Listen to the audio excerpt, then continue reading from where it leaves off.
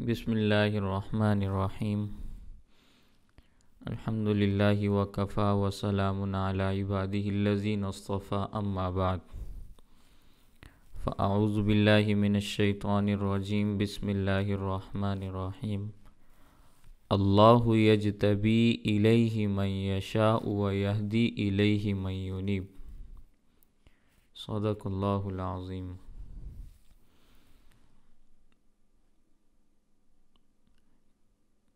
پچھلے درس میں بھی میں نے آپ کے سامنے یہی آیت تلاوت کی تھی اور اس پر میں نے آپ کے سامنے بہت ساری باتیں جذب کے حوالے سے عرض کی تھیں کہ اللہ تعالیٰ جس کو اپنی جانب کھینچ لیتے ہیں تو پھر اس کا معاملہ بالکل جدا ہوتا ہے۔ اس پر میں نے آپ کے سامنے مثالیں بھی عرض کی تھیں، واقعات بھی سنائے تھے۔ تو میں سبق کے ساتھ ساتھ آپ کے سامنے کچھ مزید باتیں اسی حوالے سے عرض کرنا چاہتا ہوں تاکہ انسان کے ذہن میں اللہ تعالیٰ کی محبت اور معرفت اور پہچان بہت اچھے طریقے سے ذہنوں کے اندر، دماغوں کے اندر رچ بس جائے، بیٹھ جائے۔ حضرت مولانا جلال الدین رومی رحمہ اللہ نے، جن کو مولائے روم کہا جاتا ہے، قونیہ میں جن کا مزار ہے، انہوں نے اپنی کتاب مثنوی کے اندر ایک واقعہ بیان کیا ہے، اور وہ واقعہ ہے چرواہے کا جو بکریاں چراتے ہیں۔ بکریوں کو چرانے والا شخص چرواہا، اللہ تعالیٰ نے اس کو جذب فرمایا۔ اب مولانا رومی رحمہ اللہ فرماتے ہیں وہ بکریاں چرا رہا تھا، بکریاں چراتے چراتے اللہ تعالیٰ سے باتیں کر رہا تھا، کہنے لگا اے خدا اگر تو مجھے مل جاتا تو میں تیری خوب خدمت کرتا۔ یہ اس کے الفاظ ہیں، اس کا اپنا ایک تخیل ہے، اس کا ایک اپنا انداز ہے۔ کہنے لگا اگر تو مجھے مل جاتا تو میں تیری خدمت کرتا۔ اس پہاڑ پر جہاں میں بکریاں چرا رہا ہوں، اگر تو تشریف لاتا تو جہاں آپ بیٹھتے میں وہاں جھاڑو بھی لگاتا اور آپ کے ہاتھ اور پیر بھی دباتا، اپنی بکریوں کا تجھے دودھ بھی پلاتا اور دودھ آٹے کے اندر ملا کر روغنی روٹی بھی تمہیں کھلاتا۔ اور آپ نے چونکہ بہت دنوں سے کنگھی نہیں کی ہوگی، نظام کائنات چلانے میں چونکہ آپ مصروف ہوتے ہیں، تو میں آپ کے بالوں میں جوئیں بھی تلاش کرتا اور آپ کے سر میں کنگھی بھی کرتا۔ آپ کا کہیں سے اگر کوئی کرتا وغیرہ پھٹا ہوا ہوتا تو میں وہ بھی سی دیتا۔ اب یہ چرواہے کی بھولی بھالی باتیں ہیں جس کو مولانا رومی رحمہ اللہ نے مثنوی میں بیان کیا۔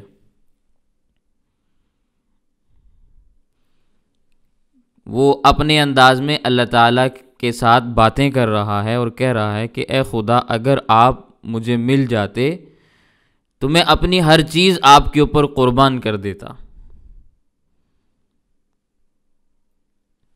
تو وہ اللہ تعالیٰ کی محبت میں گرفتار تھا اور اللہ تعالیٰ کی محبت میں باتیں کر رہا تھا۔ ایک دن حضرت موسیٰ علیہ السلام کا اس جانب گزر ہوا، چرواہے کی گفتگو سنی تو سن کر بڑے حیران ہوئے اور اس کو ڈانٹ دیا۔ کہنے لگے اے ظالم انسان، یہ تو کیا کہہ رہا ہے؟ ایسی باتوں سے تو کافر ہو گیا ہے، کیونکہ اللہ تعالیٰ جسم سے پاک ہیں۔ یہ نظریہ میں آپ کو سمجھا چکا ہوں۔ اللہ کی ذات تو جسم سے پاک ہے، اس کے سر میں جوئیں کہاں سے پڑیں گی جب سر ہی نہیں ہے؟ تو جوئیں کہاں سے آئیں گی؟ اس کے تو ہاتھ پیر ہی نہیں ہے، تو کس چیز کو دبائے گا؟ اس کا تو پیٹ ہی نہیں ہے، تو روغنی روٹی کیسے کھلائے گا؟ اور تو مجھے یہ بتا کہ کیا خدمت کا اللہ کوئی محتاج ہے کہ وہ تم سے پیر دبوائے گا اور تم اس کی خدمت کرے گا؟ اللہ تعالیٰ کو اس چیز کی کوئی ضرورت نہیں ہے، ان باتوں سے توبہ کر۔ تو موسیٰ علیہ السلام کی یہ باتیں سن کر وہ چرواہا ڈر کے مارے گریبان کو پھاڑتا ہوا بھاگ گیا جنگل کی طرف، روتا ہوا بھاگ گیا اور کہنے لگا کہ میں تو محبت کر رہا تھا، لیکن میری نادانی کی وجہ سے محبت کے خلاف معاملہ ہو گیا، مجھے تو پتہ ہی نہیں چلا۔ تو اللہ تعالیٰ نے حضرت موسیٰ علیہ السلام پر وحی نازل کی کہ تم نے میرے بندے کو مجھ سے کیوں جدا کر دیا؟ بتاؤ ذرا، تم نے میرے بندے کو مجھ سے کیوں جدا کر دیا؟ اے موسیٰ، میرے اس دیوانے کو تلاش کر کے لاؤ، میری بارگاہ اس کے دیوانے پن کو اور اس کی بھولی بھالی باتوں کو دوبارہ سننا چاہتی ہے، اسے تلاش کر کے لاؤ۔ وہ جیسی باتیں کر رہا تھا نا، وہ اپنے بھولے پن کی وجہ سے کر رہا تھا، ہم اس کی وہ باتیں دوبارہ سننا چاہتے ہیں۔ اس پر ہمارے حضرت مولانا حکیم محمد اختر صاحب نور اللہ مرقدہ وہ فرمایا کرتے تھے، اپنے دیوانے کی باتیں موسیٰ ڈھونڈتی ہیں بارگاہ کبریا۔ اے موسیٰ، اپنے اس پاگل اور دیوانے کی باتوں کو بارگاہ کبریا دوبارہ سننا چاہتی ہے۔ اور اللہ تعالیٰ نے موسیٰ علیہ السلام کو تنبیہ فرمائی، اے موسیٰ، عقل مندوں کے لیے آداب اور ہوتے ہیں، اور جو میرے عشق میں پاگل ہوتے ہیں ان کے لیے آداب اور ہوتے ہیں۔ حضرت موسیٰ علیہ السلام کو اللہ تعالیٰ نے تنبیہ فرمائی، لیکن اس کا کوئی یہ مطلب نہ سمجھے کہ حضرت موسیٰ علیہ السلام نے جو دین کا حکم اس کو سکھایا وہ نعوذ باللہ میں ذالک کوئی غلط تھا، ایسا ہرگز نہیں ہے۔ موسیٰ علیہ السلام صاحب شریعت پیغمبر تھے، وہ بالکل حق پر تھے، اور انہوں نے جو کچھ فرمایا وہ بالکل درست تھا، اور پیغمبر ہونے کی وجہ سے ایسی باتوں پر روکنا ٹوکنا یہ ان کی ذمہ داری تھی۔ تو اللہ تعالیٰ نے موسیٰ علیہ السلام کے اوپر وحی نازل کی اور ان کو ایک اور ادب سکھایا۔ اللہ تعالیٰ اپنے پیغمبروں کی تربیت فرماتے ہیں نا، تو اللہ تعالیٰ نے ان کو یہ بھی بتلایا کہ ابتدائی مرحلے میں پیار و محبت کے ساتھ، شفقت کے ساتھ بات سمجھاتے ہیں، پہلے اس کو محبت سکھا کر بعد میں آہستہ آہستہ اس کو تعلیم دیتے ہیں۔ یہ اللہ تعالیٰ نے موسیٰ علیہ السلام کو تنبیہ کی۔ اللہ تعالیٰ نے موسیٰ علیہ السلام کو تعلیم سے منع نہیں فرمایا، صرف تعلیم دینے کے طریقہ کار کی اصلاح فرمائی کہ کسی کی تربیت میں جلدی نہیں کرنی چاہیے، پہلے یہ تو سوچ لیتے کہ اس چرواہے کی محبوبیت کا مقام کیا تھا۔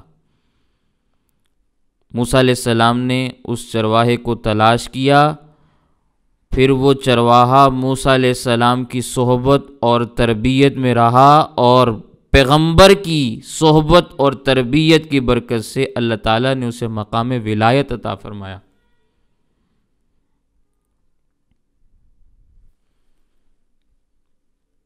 بات سمجھ میں آئی؟ تو یہ اللہ تعالیٰ جس کو اپنی جانب کھینچتے ہیں وہ بندہ اللہ تعالیٰ کی جانب کھنچتا ہوا چلا جاتا ہے، اور اللہ تعالیٰ اللہ یجتبی الیہ من یشاء، جس کو چاہتے ہیں اپنی جانب کھینچ لیتے ہیں، جس کو چاہتے ہیں اپنی جانب کھینچ لیتے ہیں۔ تو دعا یہ کرنی چاہیے کہ اللہ تعالیٰ ہمیں بھی جذب فرما لے۔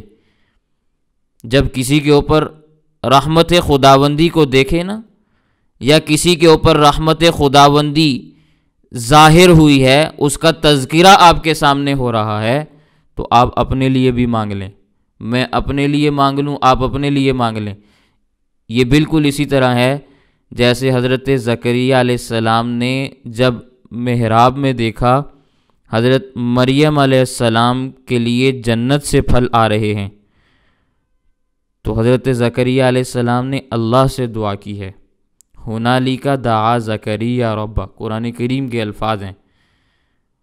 وہیں زکریہ علیہ السلام کھڑے کھڑے اللہ تعالیٰ سے مانگنے لگ گئے کہ اے اللہ مجھے اس بڑھاپے میں اولاد دے دیجئے۔ تو معلوم یہ ہوا کہ جب اللہ والوں پر اللہ تعالیٰ کی رحمت کے تذکرے ہو رہے ہوں، وہاں اگر دعا مانگ لیں تو اللہ تعالیٰ قبول فرما لیتے ہیں۔ محدث عظیم ملا علی قاری رحمہ اللہ، جن کا میں نے پہلے بھی آپ کے سامنے تذکرہ کیا، بہت بڑے محدث ہیں، مشکات کے شارح ہیں، محدثین میں ایک بہت بڑا مقام ہے۔ وہ فرماتے ہیں ان الرحمت تنزل عند ذکر الصالحین، اللہ والوں کے تذکرے سے رحمت برستی ہے۔ جہاں اللہ والوں کا تذکرہ ہو رہا ہو وہاں اللہ کی رحمتیں برستی ہیں، فضلا عند وجودہم، اور جہاں خود اللہ والے موجود ہوں وہاں کتنی رحمت برسے گی آپ خود اندازہ لگا لیں۔ اس لیے جب اس انداز کے تذکرے ہو رہے ہوں کہ اللہ تعالیٰ کی محبت کے جلوے ظاہر ہو رہے ہوں اور انسان کو سمجھایا جا رہا ہو، واقعات اس کے سامنے بتلائے جا رہے ہوں، تو انسان اگر دل ہی دل میں اللہ تعالیٰ سے وہی مقام و مرتبہ مانگ لے جو کسی اور کو ملا تو اللہ تعالیٰ اس کی اس دعا کو قبول فرما لیتے ہیں۔ اس کا ثبوت حضرت زکریا علیہ السلام کے طرز عمل سے ہے، جس کو قرآن کریم میں اللہ تعالیٰ نے بیان فرمایا۔ سمجھ آ گئی میری بات؟ تو اللہ تعالیٰ فرماتے ہیں اللہ یجتبی الیہ من یشاء، اللہ جس کو چاہتا ہے اپنی جانب کھینچ لیتا ہے، ویہدی الیہ من ینیب، اور جو اللہ کی طرف چلتا ہے، اللہ کی طرف توجہ کرتا ہے، اللہ کو تلاش کرتا ہے، اللہ کی تلاش میں محنت اور مشقت اٹھاتا ہے، اللہ اس کو بھی ہدایت دے دیتے ہیں۔ تو دو راستے ہیں، اللہ یجتبی الیہ من یشاء یہ ایک راستہ ہے، ویہدی الیہ من ینیب یہ دوسرا راستہ ہے۔ پہلے راستے کا نام ہے جذب اور دوسرے راستے کا نام ہے سلوک۔ یہ سمجھنی ہے بات۔ پہلے راستے کا کیا نام ہے؟ جذب، اور دوسرے کا کیا نام ہے؟ سلوک۔ اللہ تعالیٰ نے اس آیت میں صفت جذب کو پہلے بیان کیا اور اس کے بعد صفت سلوک کا تذکرہ ہے۔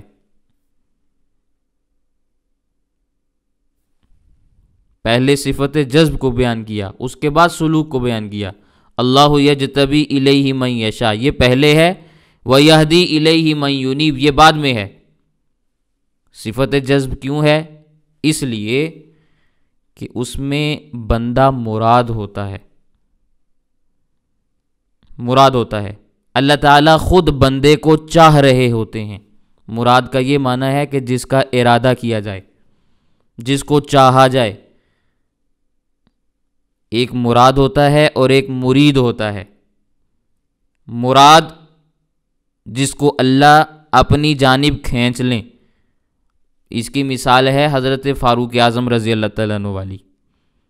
باقی سارے صحابہ مرید پیغمبر بنے اور سیدنا فاروق اعظم رضی اللہ تعالیٰ عنہ کیا ہیں؟ مراد پیغمبر۔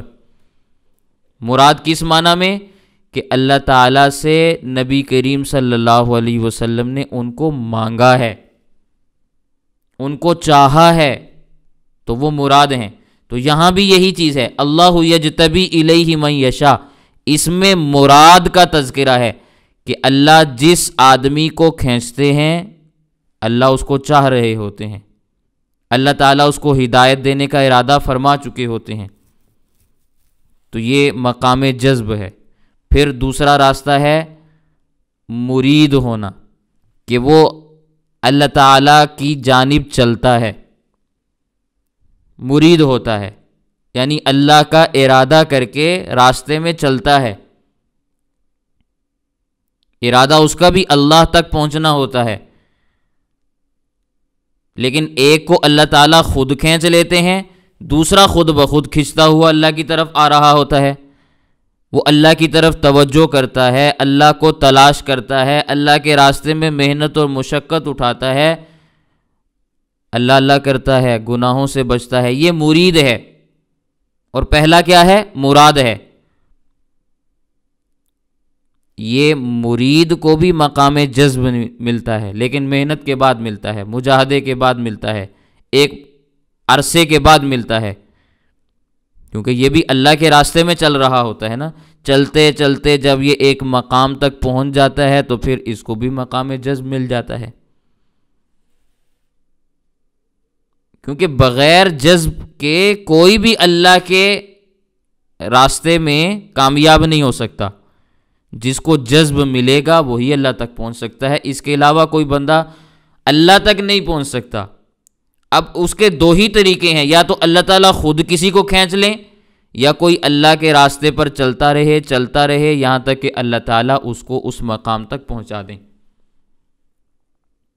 جس پر ابتدا میں جذب غالب آ جائے، جس کو اللہ تعالیٰ پہلے جذب کرے، بعد میں وہ اللہ تعالیٰ کا راستہ محنت اور مشقت سے طے کرے، اس کو کہتے ہیں مجذوب سالک، مجذوب کہتے ہیں۔ یعنی اس کو جذب پہلے ملا، مجذوب کا کیا معنی؟ پہلے اس کو جذب ملا، اور سالک کا کیا معنی؟ بعد میں اس کو راستہ طے کروایا گیا، سلوک بعد میں نصیب ہوا۔ پہلے جذب ہوا، بعد میں اس کو سلوک کا مقام طے کروایا گیا، یہ ہے مجذوب سالک۔ اور جو پہلے سلوک شروع کرے، یعنی راستے پر چلے، عبادت کرے، محنت اور مشقت کرے، بعد میں اللہ تعالیٰ اس کو جذب فرما لیں، اپنی طرف کھینچ لیں، اس کا نام ہے سالک مجذوب۔ یہ پہلے راستے میں چلنے والا ہے، پھر کھینچا گیا ہے، یعنی پہلے ہی اللہ کے راستے میں چلا، محنت اور مشقت کی، پھر اللہ تعالیٰ نے اس کو اپنی طرف کھینچ لیا۔ تو یہ دونوں راستے، مجذوب سالک والا یا سالک مجذوب والا، دونوں اللہ تک پہنچا دیتے ہیں۔ فرق اتنا سا ہوتا ہے کہ بعضوں کو اللہ تعالیٰ پہلے اپنی طرف کھینچتا ہے، بعد میں راستہ نصیب کرتا ہے، اور بعضوں کو پہلے راستہ نصیب کرتا ہے، بعد میں اپنی طرف کھینچتا ہے۔ تو دونوں مثالیں ہی ٹھیک ہیں، دونوں راستے ہی درست ہیں۔ اس کی مثال حضرت حکیم الامت مولانا اشرف علی تھانوی رحمہ اللہ نے جو بیان کی، میں وہ آپ کے سامنے بیان کرتا ہوں۔ حضرت فرماتے ہیں کہ ایک فقیر آدمی تھا، کسی بادشاہ کے شاہی محل کے سامنے سے گزر رہا تھا۔ بادشاہ نے بالا خانے سے دیکھا تو اس کی جانب رسی پھینکی اور کہنے لگا، اے فقیر، اس میں بیٹھ جا یا اس رسی کو پکڑ لے، میں تجھ سے ملنا چاہتا ہوں۔ فقیر نے رسی پکڑ لی، بادشاہ نے سپاہیوں سے کہا اس کو اوپر کھینچ لو، تو وہ کھنچ گیا، اوپر چلا گیا۔ وہ فقیر جب بادشاہ سے ملا تو بادشاہ نے پوچھا، تم اللہ تک کیسے پہنچے؟ تو اس نے کہا، جناب جیسے آپ تک پہنچا ہوں بالکل ایسے ہی اللہ تک پہنچا ہوں، جیسے میں آپ تک پہنچا ایسے ہی میں اللہ تک پہنچا۔ آپ نے رسی نیچے پھینکی، میں نے اس رسی کو پکڑ لیا، آپ نے سپاہیوں سے کھنچوا لیا تو میں آپ تک پہنچ گیا۔ بالکل اسی طرح جب اللہ تعالیٰ کسی کو جذب فرماتے ہیں تو توفیق کی رسی زمین کے اوپر پھینکتے ہیں، انسان اس کو پکڑ لیتا ہے، اللہ تعالیٰ اس کو اپنی جانب کھینچ لیتے ہیں، تو وہ بندہ اللہ والا بن جاتا ہے۔ اب یہ حضرت حکیم الامت مولانا اشرف علی تھانوی رحمہ اللہ نے مثال بیان کی، اور یہ مثال ایسی ہے کہ اس مثال کو سننے کے بعد، پڑھنے کے بعد انسان کو جذب سمجھ آ جاتا ہے کہ اللہ تعالیٰ کیسے جذب فرماتے ہیں۔ اللہ تعالیٰ انسان کو اعمال کی توفیق دے دیتے ہیں، انسان خود بخود ان اعمال کو کرنے والا بن جاتا ہے، اللہ کی جانب کھینچ جاتا ہے، اللہ والا بن جاتا ہے۔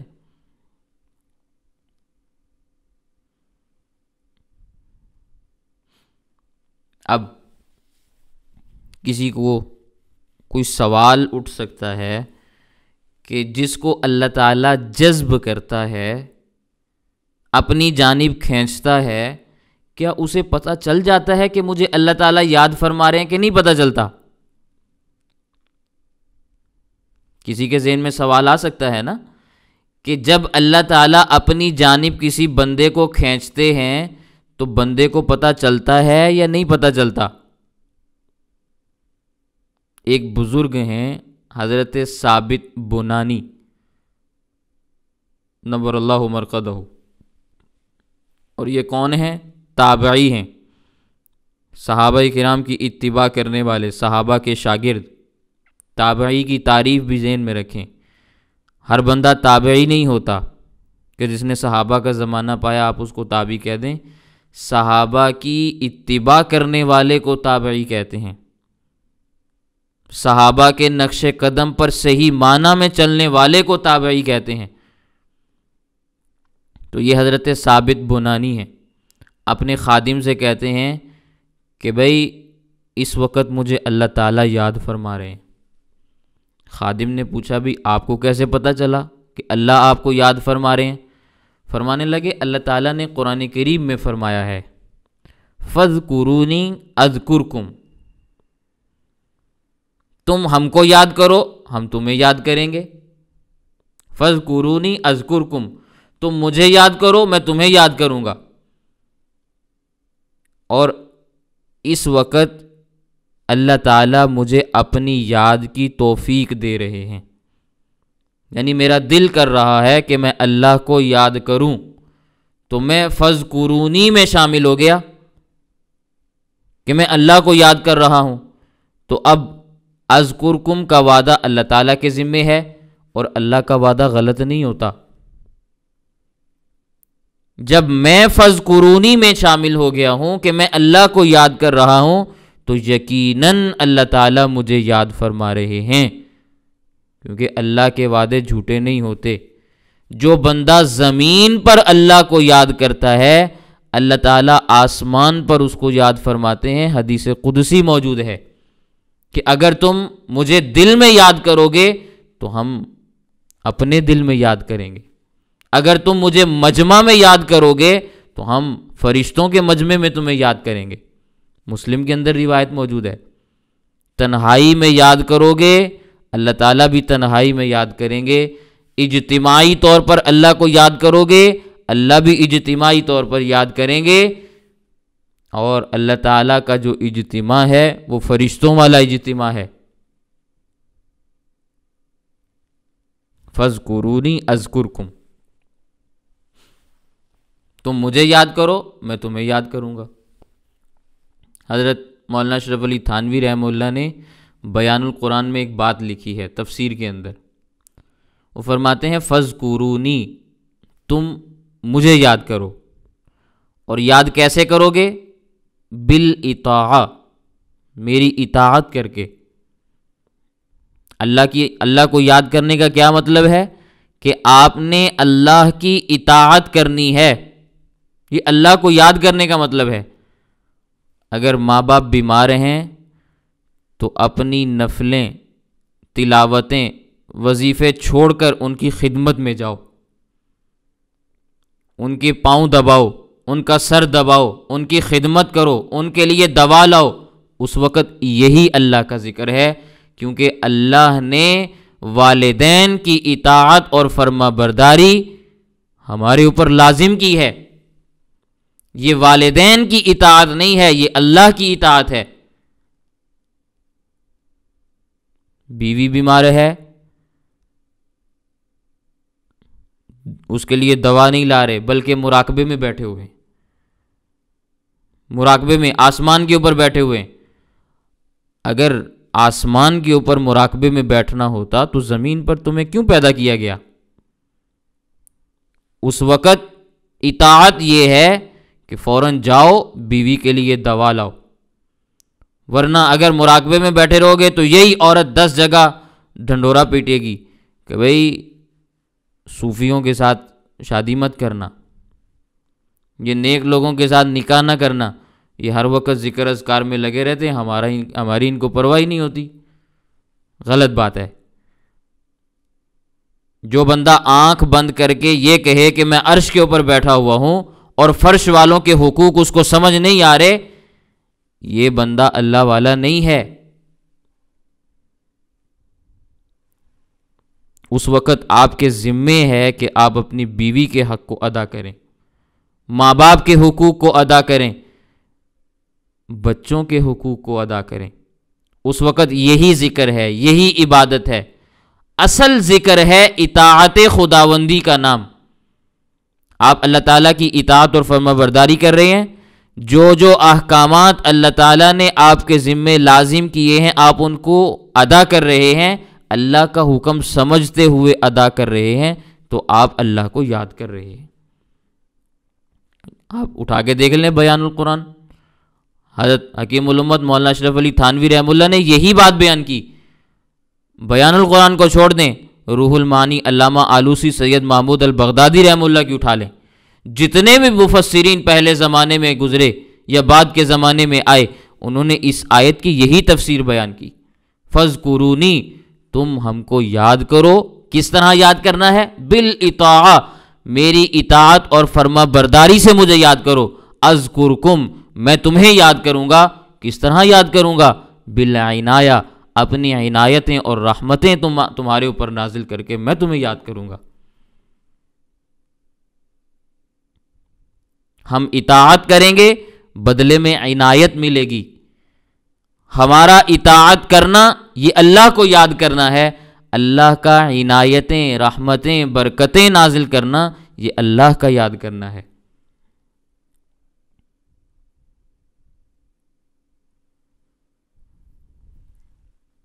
سمجھ آ گئی بات؟ اس لیے اللہ تعالیٰ کو یاد کرنا چاہیے۔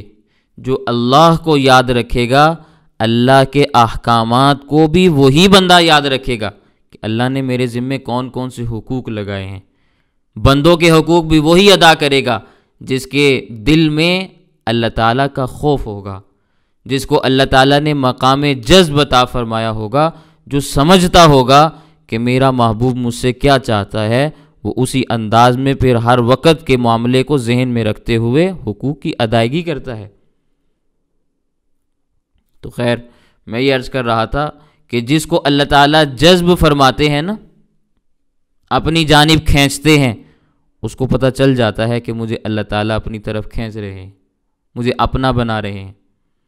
آپ دنیا میں دیکھیں، میں اس کی مثال عرض کرتا ہوں۔ اگر چھوٹا سا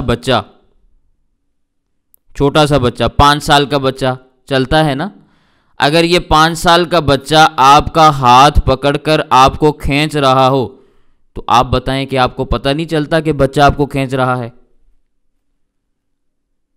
5 سال کا بچہ آپ کا ہاتھ پکڑ کر آپ کو کھینچ رہا ہے اور آپ کو پتہ چل جاتا ہے، حالانکہ آپ اتنے بڑے ہیں، آپ کا وزن منوں میں ہوگا، اور چھوٹا سا بچہ کتنے 10 کلو کا ہوگا، زیادہ سے زیادہ 20 کلو کا ہوگا، اتنا ہی وزن ہوگا نا اس کا، لیکن وہ اتنے بڑے باپ کو یا اپنے سے بڑے بھائی کو اس کا ہاتھ پکڑ کر کھینچ رہا ہے، اور اس بڑے کو محسوس بھی ہو رہا ہے، پتہ بھی چل رہا ہے کہ بچہ مجھے کھینچ رہا ہے۔ تو جب اتنی بڑی طاقت والا اللہ کسی کو اپنی جانب کھینچے گا تو اس کو پتہ نہیں چلے گا کہ اللہ مجھے کھینچ رہا ہے؟ بچہ کھینچے تو پتہ چل جاتا ہے کہ بچہ کھینچ رہا ہے۔ بچے کی طاقت آپ کے مقابلے میں کتنی ہے آپ اندازہ لگا سکتے ہیں۔ تو آپ سے زیادہ طاقت والا بندہ جب آپ کو کھینچے تو آپ کو پتہ نہیں چلے گا کہ میرا اللہ مجھے کھینچ رہا ہے، میرا اللہ مجھے اپنا بنانا چاہتا ہے۔ اسی لیے حضرت مولانا شاہ عبد الغنی رحمہ اللہ فرمایا کرتے تھے، جب اللہ تعالیٰ جذب فرماتا ہے، اپنی جانب کھینچتا ہے، تو اس آدمی کا دل خود بخود فیصلہ کرتا ہے کہ میرا اللہ مجھے چاہ رہا ہے۔ اگر وہ یہ سوچے بھی نا کہ میں نماز کو نہیں جاتا، میں نماز نہیں پڑھتا، تو بے چینی پیدا ہوتی ہے۔ اور اگر وہ یہ بھی چاہے کہ میں کسی اللہ والے کے پاس نہ جاؤں، میں سبق نہ سنوں، میں بیان نہ سنوں، تو دل میں گھبراہٹ اور بے چینی پیدا ہوتی ہے۔ اس لیے حضرت فرمایا کرتے تھے کہ دل کو 100% پتہ چل جاتا ہے کہ میرا اللہ مجھے اپنی جانب کھینچ رہا ہے۔ کسی کو حضرت خواجہ عزیز الحسن مجذوب رحمہ اللہ، یہ چھوٹے آدمی نہیں ہیں، بہت بڑے آدمی تھے، عالم نہیں ہے، یہ الگ مسئلہ ہے، لیکن حضرت حکیم الامت مولانا اشرف علی تھانوی رحمہ اللہ کے بعد حضرت کی خدمت کی ہے، صحبت اٹھائی ہے۔ حضرت شیخ الاسلام مفتی محمد تقی عثمانی صاحب کتنے بڑے آدمی ہیں، ان کے والد حضرت مفتی محمد شفیع عثمانی کتنے بڑے آدمی تھے، وہ خواجہ صاحب کے قدموں میں جا کے بیٹھتے تھے۔ یہ خواجہ عزیز الحسن مجذوب اتنا بڑا آدمی ہے۔ مفتی تقی صاحب کو تو سبھی جانتے ہیں نا، اس لیے میں نے ان کا تذکرہ کیا۔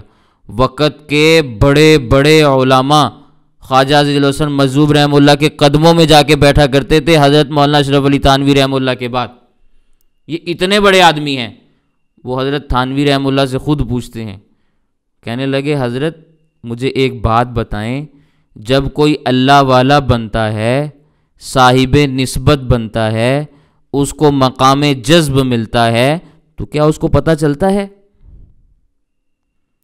اس کو پتہ چلتا ہے کہ اللہ نے مجھے اللہ والا بنا دیا ہے، صاحب نسبت بنا دیا ہے، مقام جذب عطا کر دیا ہے؟ تو حضرت مولانا اشرف علی تھانوی رحمہ اللہ کا جواب سنیں، فرمانے لگے خواجہ صاحب جب آپ بالغ ہوئے تھے تو آپ کو پتہ چلا تھا کہ آپ بالغ ہو گئے ہیں، یا دوستوں سے پوچھنا پڑا تھا؟ جب آپ بڑے ہوئے، آپ بالغ ہوئے تھے، تو آپ کو پتہ چلا تھا کہ بھئی عزیز الحسن بالغ ہو گیا ہے یا نہیں ہوا، یا دوستوں نے آپ کو بتایا تھا کہ عزیز الحسن بالغ ہو گیا ہے؟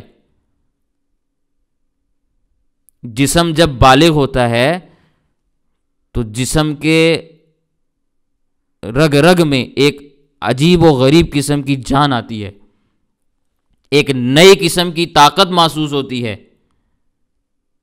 اسی طرح جب اللہ تعالیٰ کسی کو اپنی جانب کھینچتے ہیں، اس کے دل کو اپنی نسبت عطا فرماتے ہیں، تو اس کی روحانیت میں ایک عجیب و غریب قسم کی طاقت ہوتی ہے، وہ اس طاقت کو محسوس کرتا ہے، پھر وہ سارے عالم میں اعلان کرتا ہوا گھومتا ہے کہ دنیا والو تم میرے پاؤں کو دنیا کی زنجیروں سے نہیں جکڑ سکتے، اب مجھے اللہ نے اپنی نسبت عطا کر دی ہے۔ مولانا رومی رحمہ اللہ نے اس کو اپنے اشعار کے اندر بیان کیا ہے۔ اب وہ فارسی کے اشعار ہیں، میں وہ تو عرض نہیں کرتا، شاید فارسی آپ کو سمجھ میں نہ آئے۔ مولانا رومی رحمہ اللہ فرماتے ہیں، اے دنیا والو جلال الدین رومی سر جھکا چکا ہے، میرے پاؤں کو تم جکڑنے کی کوشش کر رہے ہو، ان دنیا کی زنجیروں میں مجھے گرفتار مت کرو۔ یہ جو جانور پالنے والے لوگ ہوتے ہیں نا، دنیا میں جانور پالتے ہیں، ذرا ان سے پوچھیں کہ جب کوئی جانور رسی توڑانا چاہتا ہے نا، اس کے اندر جب کوئی چیز جنم لیتی ہے اور وہ بھوت سوار ہوتا ہے اس کے اوپر اور وہ بھاگنا چاہتا ہے، تو وہ سر جھکاتا ہے، سر جھکا کر ساری طاقت کو جمع کرتا ہے اور پھر وہ پورا زور لگاتا ہے رسی توڑانے کے لیے، تو سر جھکا کے وہ یہ کام کرتا ہے۔ تو مولانا رومی رحمہ اللہ یہ سمجھانا چاہ رہے ہیں کہ میں نے اپنا سر جھکا لیا ہے، اب میں دنیا کی زنجیروں سے اپنا دامن اور اپنا پیر چھڑانا چاہتا ہوں۔ اب کوئی مجھے یہ نہ سمجھائے کہ دیندار بن جاؤ گے تو کھاؤ گے کہاں سے، اگر اللہ کو زیادہ یاد کرو گے، داڑھی رکھ لو گے تو لوگ تمہیں بے وقوف سمجھیں گے۔ اس قسم کی باتیں اب مجھے نہ سمجھانا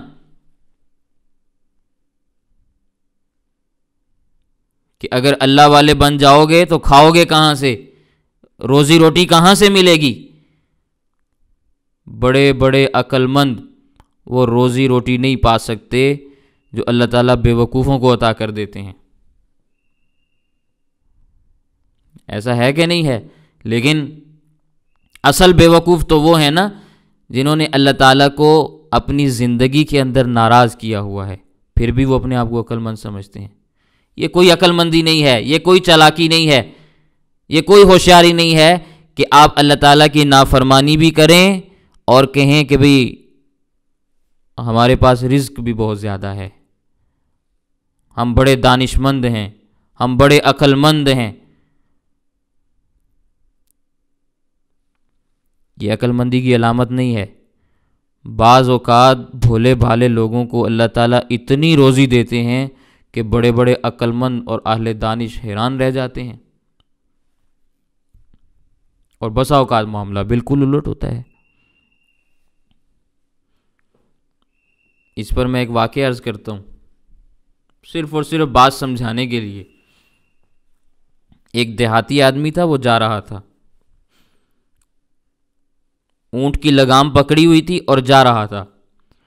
اس نے اونٹ کے ایک جانب 2 من گندم ڈالی ہوئی اور دوسری جانب 2 من مٹی ڈالی ہوئی تھی۔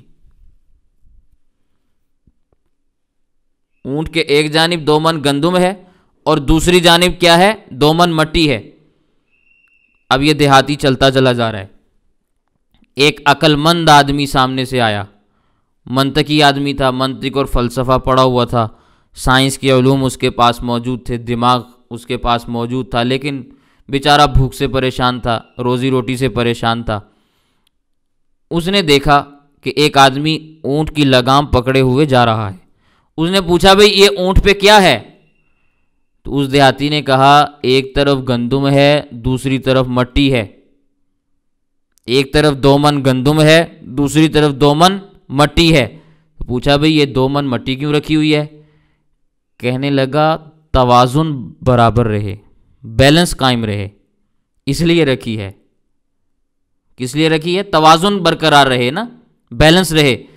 اس نے کہا کہ بھئی عقل کی بات تو یہ تھی کہ 1 من گندم ادھر ڈالتے 1 من ادھر ڈالتے، بیلنس خود بخود ہو جاتا۔ اگر بیلنس ہی برابر رکھنا تھا تو 1 من گندم ادھر ڈالتے 1 من ادھر ڈالتے، برابر ہو جاتا وزن۔ اچھا چلو یہ بات بھی تمہیں سمجھ میں نہیں آئی، تو ایک طرف 2 من گندم ڈالی ہے تو دوسری طرف تمہارا وزن بھی تو 2 من ہوگا نا، دوسری طرف تم بیٹھ جاتے۔ تم بھی تو اونٹ کی لگام پکڑ کے پیدل چلتے ہوئے جا رہے ہو، اپنے آپ کو تھکا رہے ہو، تم خود بیٹھ جاؤ وہاں پہ، جہاں تم نے مٹی ڈالی ہے وہاں بیٹھ جاتے تو تمہارا سفر آرام سے گزر جاتا، بیکار کے پیدل چل رہے ہو۔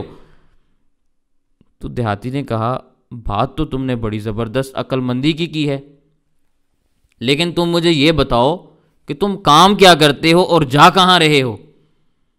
تو اس نے کہا میں روزی روٹی سے بڑا پریشان ہوں، رزق کی تلاش میں جا رہا ہوں، گھر میں کھانے کو کچھ نہیں ہے۔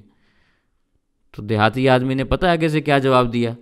اس نے کہا میں تمہاری یہ بات نہیں مانوں گا، میں تمہاری یہ بات نہیں مانتا، اس لیے کہ تو مجھے منحوس لگتا ہے، منحوس معلوم ہو رہا ہے۔ اگر میں نے تیری عقل کے اوپر عمل کیا نا تو میں بھی تیری طرح پریشان گھوموں گا۔ تجھے جو اللہ نے اتنی عقل دی ہے اور تو روزی روٹی کی وجہ سے پریشان گھوم رہا ہے، شکر ہے مجھے اللہ نے عقل نہیں دی، ورنہ میں بھی تیری طرح پریشان گھومتا۔ تو منحوس آدمی ہے۔ تو شیخ سعدی شیرازی رحمہ اللہ فرماتے ہیں نادانوں کو خدا ایسی روزی دیتا ہے کہ بڑے بڑے عقل مند حیران رہ جاتے ہیں، بڑے بڑے عقل مند حیران رہ جاتے ہیں کہ ہم نے تو فلاں ڈگری حاصل کی ہوئی ہے، ہم تو فلاں ملک سے تعلیم یافتہ اور سند لے کر آئے ہیں، اور دوسری جانب کیا ہے؟ ایسا آدمی ہے جو دستخط بھی نہیں کر سکتا، انگوٹھا چھاپ ہے، اس کی فیکٹریاں چل رہی ہیں۔ جو امریکہ سے ڈگری لے کر آیا اس کی چپل پھٹی ہوئی ہے، کپڑے پھٹے ہوئے ہیں، اور جو دستخط بھی نہیں کر سکتا، انگوٹھا چھاپ ہے، اس کی فیکٹریاں چل رہی ہیں۔ ایسے فیکٹری مالکان موجود ہیں کہ نہیں ہیں کہ جنہوں نے 2 دن بھی اسکول کی تعلیم نہیں لی ہوتی اور وہ فیکٹریوں کے مالک ہوتے ہیں، اور بڑے بڑے تعلیم یافتہ ان کی فیکٹریوں میں نوکر اور ملازم ہوتے ہیں۔ ایسا ہے کہ نہیں ہے؟ تو رزق اللہ کے ہاتھ میں ہے۔ کوئی بھی آدمی یہ نہ سوچے کہ اگر ہم نے دین کے اوپر عمل کرنا شروع کر دیا تو لوگ ہمیں بے وقوف کہیں گے، ملا کہیں گے، اور عجیب و غریب قسم کا ہمارا مذاق اڑائیں گے، لوگ ہمیں حقیر سمجھیں گے۔ عزت اور ذلت اللہ کے ہاتھ میں ہے، روزی اور فقر اللہ کے ہاتھ میں ہے۔ اگر عقل کی بنیاد پر روزی ملتی ہوتی تو دنیا میں ہر بے وقوف بھوک سے مر جاتا۔ یہ عقل مند لوگ دنیا لوٹ کر لے جاتے، لیکن عقل مند لوگ بڑے بڑے ڈگریاں لینے والے وہ جوتیاں رگڑ رہے ہوتے ہیں، ان کی چپلیں گھس رہی ہوتی ہیں، ان کو نوکری نہیں ملتی، اور اللہ تعالیٰ جس کو رزق دینا چاہتے ہیں دنیا کے سارے اسباب اس کے لیے میسر کر دیتے ہیں۔ تو اس لیے انسان کو یہ چاہیے کہ وہ صحیح معنی میں اللہ والا بن جائے، پھر سارا جہان اس کا ہوتا ہے۔ جس سے اللہ تعالیٰ راضی ہو جاتے ہیں دنیا کی ہر چیز اس سے راضی ہو جاتی ہے، اور جس سے اللہ تعالیٰ ناراض ہو جائے نا، یہ بات سمجھ لیں، بس وہ یہ سمجھ لے کہ بس وہ مر گیا، وہ گر گیا۔ جس نے اللہ کو ناراض کیا اس کی قیمت اتنی زمین پر گرتی ہے، اتنی کم ہوتی ہے کہ مچھر بھی اس سے زیادہ قیمتی ہو جاتا ہے۔ ذلت اس کو ایسی ملتی ہے کہ دنیا میں کہیں وہ عزت کمانے کے لائق نہیں رہتا۔ جس سے اللہ ناراض ہو جائے اس کی بیوی بھی اس کی دشمن ہوتی ہے، بچے بھی اس کے دشمن ہو جاتے ہیں، اس کے گدھے اور اس کے گھوڑے بھی اس کے دشمن بن جاتے ہیں۔ ایک بزرگ فرمایا کرتے تھے کہ جب مجھ سے کوئی گناہ ہوتا ہے نا تو مجھے پتہ چل جاتا ہے، اس لیے کہ پھر میرا گدھا بھی میری بات نہیں مانتا، انسان کہاں سے مانے گا؟ یہ معمولی بات نہیں ہے۔ عقل مندی کا تقاضا یہ ہے کہ انسان گناہ کو چھوڑ دے، یہ عقل مندی کا تقاضا ہے۔ اس لیے کہ عقل کبھی بھی یہ بات نہیں سمجھاتی، عقل ظاہر ہے عقل مند ہے نا، تو وہ کبھی بھی انسان کو بڑی طاقت سے ٹکر لینے پر مجبور نہیں کرتی۔ سپر پاور سے کوئی ٹکر لیتا ہے، کوئی ہمت کرتا ہے اس سے لڑنے کی؟ کسی میں ہمت نہیں ہوتی نا۔ تو اللہ تعالیٰ تو بادشاہوں کے بادشاہ ہیں، ملکوں کی سربراہی اور بادشاہت اللہ کے سامنے کیا ہے؟ اس پوری کائنات کے رب العالمین ہیں۔ ان کی حکم عدولی کر کے، ان کے احکامات کو انسان ٹھکرا کے اس دنیا میں چلنا چاہے تو یہ عقل مندی کی بات ہے کہ اتنی بڑی طاقت سے آپ ٹکر لے کر گناہ کر کے اس دنیا میں صحیح سلامت زندگی گزارنا چاہتے ہیں۔ کیسی بیکار کی بات ہے۔ ایسے انسان کے دنیا میں رہتے ہوئے ایسے ایسے حادثات اس کے ساتھ پیش آ جاتے ہیں، سوچتا رہ جاتا ہے۔ کبھی گردے بیکار ہو گئے، کبھی ہڈیوں کا کینسر ہو گیا، کبھی دل کا مرض پیدا ہو گیا، کبھی کچھ ہوا کبھی کچھ ہوا، نئی سے نئی بیماریاں کیوں ہیں؟ اللہ کو ناراض کیا ہے۔ اللہ بھی ایسے ایسے عذاب میں جکڑتے ہیں کہ انسان سوچتا رہ جاتا ہے۔ پھر جب عذاب کے اندر مبتلا ہوتے ہیں پھر اللہ کو یاد کرنا شروع کرتے ہیں۔ جب عذاب میں مبتلا ہو جاتے ہیں پھر اللہ کو یاد کرنا شروع کرتے ہیں، اور یہ ضابطہ ہے، یہ ہمیشہ کے لیے ذہن میں رکھیں۔ نبی کریم صلی اللہ علیہ وسلم نے اپنی حدیث پاک میں یہ بات ارشاد فرمائی، اللہ تعالیٰ کا وعدہ ہے کہ جو اللہ کو سکھ میں یاد کرتا ہے اللہ اس کو سکھ میں یاد کرتے ہیں۔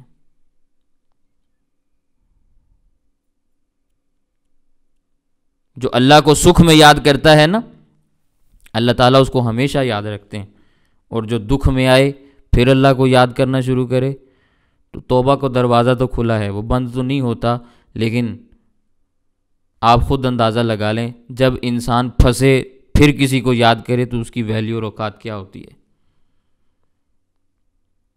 وہ لوگ بھی کہتے ہیں کہ جب پھنستا ہے پھر ہمارے پاس آتا ہے، وگرنہ اس کو ہماری یاد نہیں آتی۔ تو عقل مندی کا تقاضا یہ ہے کہ اللہ کو سکھ میں بھی یاد رکھیں تاکہ اللہ تعالیٰ دکھ میں بھی تمہیں یاد رکھیں۔ سکھ میں یاد رکھو گے تبھی دکھ میں اللہ یاد آئے گا نا، وگرنہ تو ایسے معاملات بھی ہو جاتے ہیں کہ انسان دکھ میں بھی اللہ کو یاد نہیں کر سکتا ہوتا۔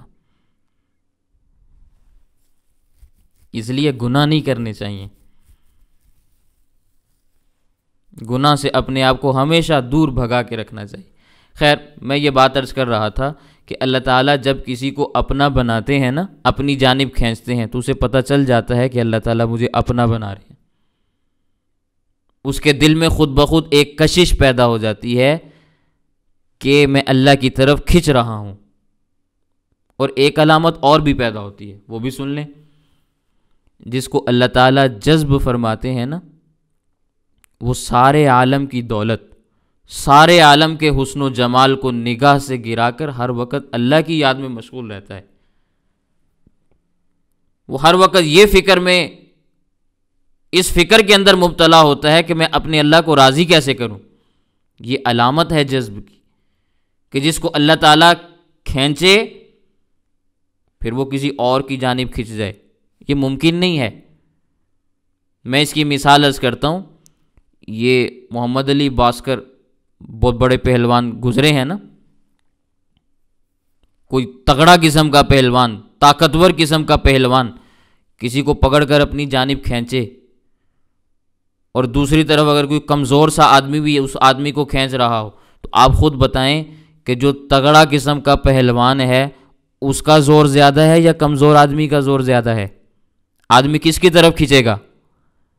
ظاہر ہے جو پہلوان ہے جب وہ زور لگائے گا تو بندہ اسی کی طرف کھینچے گا نا، آدمی اسی کی طرف کھینچتا ہے جس کی طاقت زیادہ ہوتی ہے۔ تو دنیا میں اللہ سے زیادہ طاقتور کوئی ہے؟ کون ہے جس کی طاقت اللہ سے زیادہ ہو؟ پھر اللہ جس کو اپنی طرف کھینچ لیں وہ اللہ کی طرف نہ کھینچے، کسی اور کی جانب کھینچ جائے، یہ ہو سکتا ہے؟ یہ ممکن نہیں ہے کہ جس کو اللہ نے کھینچا وہ اللہ کی جانب کھینچنے کی بجائے کسی اور کی طرف کھنچ گیا۔ اگر وہ کسی اور کی طرف کھنچ گیا ہے نا تو اس کا مطلب یہ ہے کہ اس کو اللہ نے جذب ہی نہیں فرمایا، اس کو کھینچا ہی کسی اور نے تھا۔ اللہ کھینچتے تو یہ اللہ ہی کی طرف جاتا، کہیں اور نہ جا سکتا۔ پھر اگر یہ گناہوں میں مبتلا ہے تو یہ اس بات کی دلیل ہے کہ یہ اللہ نے جذب اس کو نہیں کیا۔ اس کی نافرمانی اور نافرمانی کا تسلسل اور اس کی ظلمت، لعنت اور نحوست والی زندگی یہ اس بات کو ثابت کر رہی ہے کہ اللہ تعالیٰ نے اس کو اپنی جانب کھینچا ہی نہیں۔ ایسے آدمی کو رو رو کر اللہ سے مانگنا چاہیے، رو رو کر مانگنا چاہیے۔ جیسے میں نے پچھلے سبق میں یہ بات عرض کی تھی کہ اگر اللہ تعالیٰ نے قرآن کریم میں اس آیت کو نہ نازل کیا ہوا ہوتا تو پھر تو بات سمجھ میں آتی کہ اللہ ایک چیز دینا ہی نہیں چاہتے، لیکن جب اللہ نے خود فرمایا اللہ یجتبی الیہ من یشاء،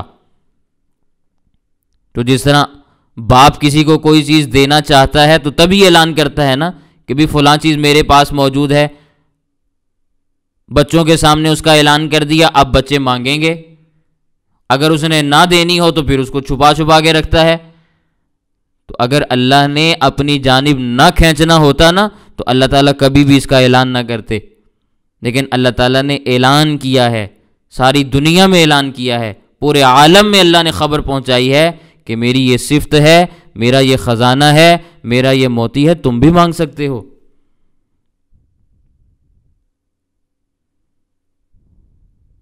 سمجھ آئی ہے بات؟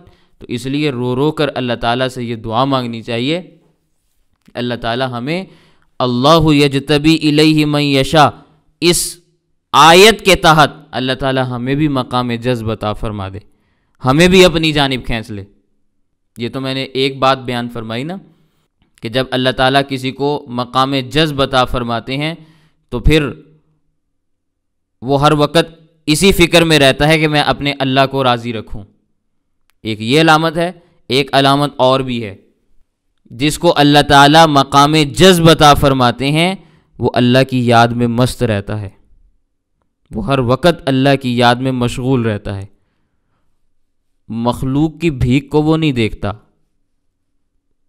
مخلوق کی بھیک کو نہیں دیکھتا، وہ بھیک دینے والے کو دیکھتا ہے۔ وہ حسن کو نہیں دیکھتا، حسن پیدا کرنے والے کو دیکھتا ہے۔ وہ لیلا کو نہیں دیکھتا، لیلا کو پیدا کرنے والے کو دیکھتا ہے۔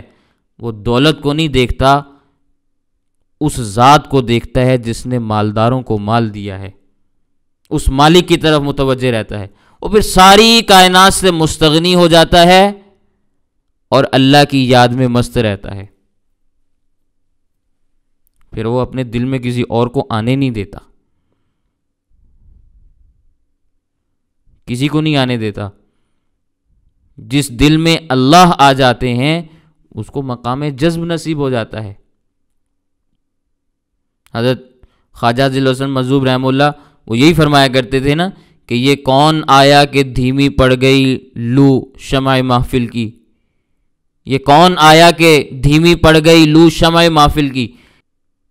ساری کائنات انسان کی نگاہوں سے گر جاتی ہے جب انسان کے دل کے اندر اللہ تعالیٰ سما جاتے ہیں۔ چاند اور سورج جیسی شکلوں کو پھر وہ نظر اٹھا کے بھی نہیں دیکھتا، اللہ تعالیٰ اس کی نگاہوں کو جھکا دیتے ہیں، اللہ تعالیٰ اپنی اطاعت اور فرما برداری کی اس کو توفیق عطا فرما دیتے ہیں۔ یہ اس کا حال ہو جاتا ہے کہ خود بخود اس کے دل کے اندر یہ کیفیات پیدا ہو جاتی ہیں اور اللہ تعالیٰ اس کو خود بخود بات سمجھا دیتے ہیں۔ وہ ہر وقت اللہ کی یاد میں مست بھی رہتا ہے اور یہ فکر بھی کرتا ہے کہ میں اللہ کی یاد میں اپنے آپ کو مست رکھوں۔ بار بار اس کے دل کے اندر یہ کیفیات پیدا ہوتی ہیں۔ اس لیے دعا یہی مانگنی چاہیے کہ اللہ تعالیٰ اگر ہم پر رحم کر دیں، ہمیں اپنی جانب کھینچ لیں، پہلے کھینچ لیں اس کے بعد ہمیں راستے پر چلا دیں، تو یہ ہمارے لیے بہت بڑی سعادت کی بات ہے، اور یہ ممکن ہے، ناممکن نہیں ہے۔ اللہ سے مانگیں گے اللہ تعالیٰ یہ چیز عطا فرما دیں گے۔ جب انسان اللہ سے مانگتا ہے، رو رو کر مانگتا ہے، گر گڑا کے مانگتا ہے، بار بار مانگتا ہے، تو ممکن نہیں ہے کہ اللہ تعالیٰ اس کو محروم کر دیں۔ اللہ تعالیٰ پھر اس کو سمجھ بھی عطا کرتے ہیں، فہم بھی عطا کرتے ہیں، دین کی تعلیم بھی عطا کرتے ہیں، اور علوم بھی ایسے عطا کرتے ہیں جو اس کے لیے فائدہ مند ہوتے ہیں۔ فائدہ مند علوم اللہ اس کو دیتے ہیں، جو علوم اس کے فائدے کے لیے نہیں ہوتے اللہ اس کو نہیں دیتے۔ اور بسا اوقات پھر ایسا بھی ہوتا ہے کہ علوم خود بخود اس کے سینے میں منتقل ہو رہے ہوتے ہیں، باتیں اس کو خود بخود سمجھ آ رہی ہوتی ہیں، بات اس کو ایک سمجھائے گی دوسری خود بخود سمجھ آ جاتی ہے۔